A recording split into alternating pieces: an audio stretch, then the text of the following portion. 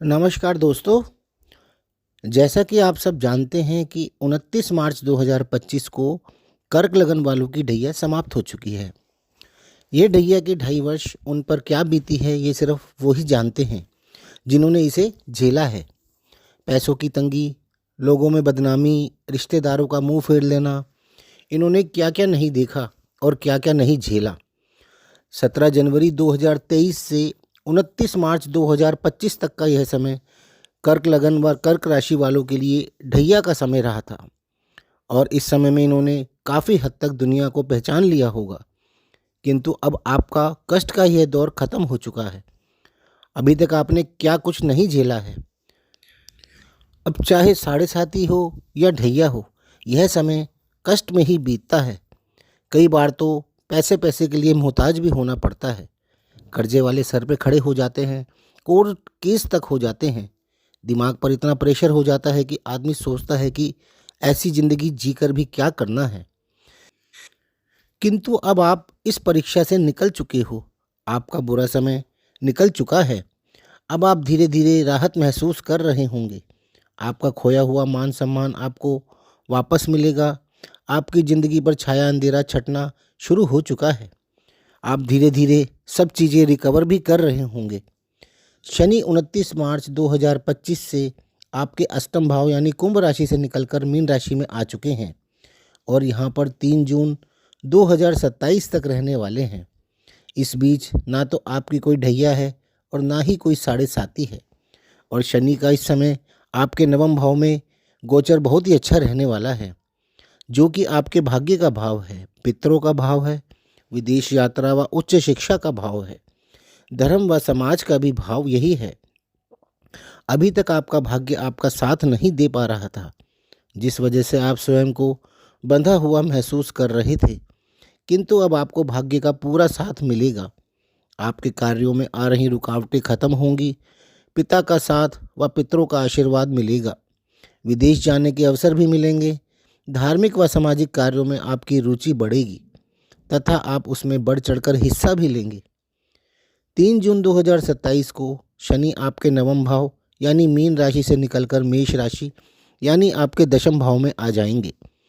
हम यदि लगन के अनुसार देखेंगे तो दशम भाव में आ जाएंगे और यदि चंद्र राशि कर्क के अनुसार देखेंगे तो भी चंद्र राशि से दशम भाव ही पड़ेगा।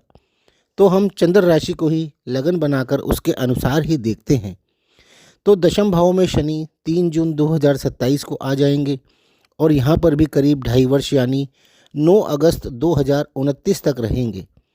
हम यदि काल पुरुष की कुंडली के अनुसार देखें तो दशम भाव व एकादश भाव के स्वामी स्वयं शनि ही हैं और दशम भाव कर्म भाव होता है, आपके पुरुषार्थ का भाव होता है, सरकारी कार्यों का भाव होता है और शनि स्वयं सरकार के कारक भी होते हैं।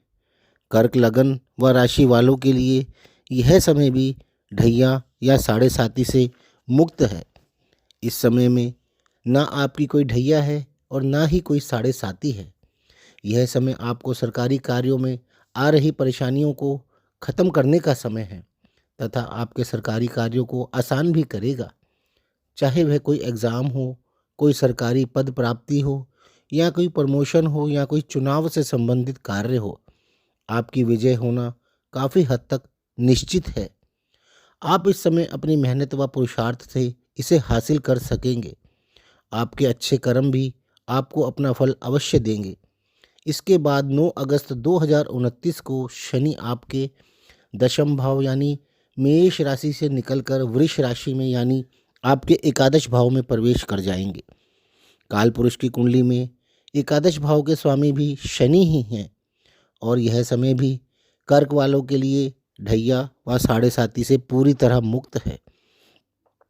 यहाँ पर शनि 31 मई 2032 तक रहेंगे। एकादश भाव लाभ भाव होता है और यहाँ पर हर ग्रह का फल अच्छा ही मिलता है। शनि यहाँ पर रहकर आपको जीवन में लाभ ही लाभ देंगे। आपकी आयु को भी लंबा करेंगे, क्योंकि एकादश भाव में बैठे शनि की दशम दृष्टि आपके अष्टम भाव यानी आयु भाव पर होगी। इस समय में आपको अपने मित्रों से लाभ, चाचा ताऊ से लाभ तथा बड़े भाई बहनों से भी बहुत लाभ मिलेगा। तो दोस्तों, यह 31 मई 2032 तक का समय आपके लिए बहुत ही अच्छा रहने वाला है। इस बीच ना तो आपकी कोई ढैया है और ना ही कोई साढ़े साती है। शनि का भी आप पर पूरा पूरा आशीर्वाद रहेगा और इस बीच आप अपने कर्म अच्छे रखिएगा, क्योंकि 31 मई 2032 से आपकी 7.5 साल के लिए साढ़े साती शुरू हो जाएगी।